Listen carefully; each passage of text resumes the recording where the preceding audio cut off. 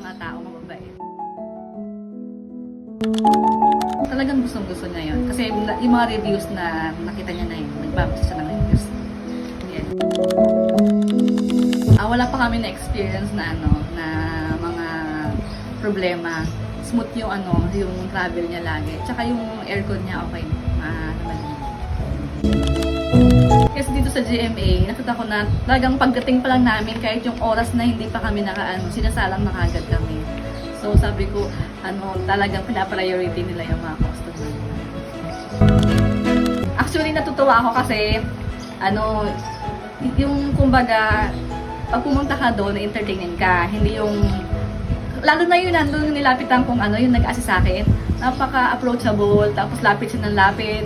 Lagi niya akong ina-update na malapit nang matapos. Ganun, maupo kayo, maupo kayo, mag-load kayo ng TV. Parang as in talagang comfortable yung place, tsaka yung mga tao mababait.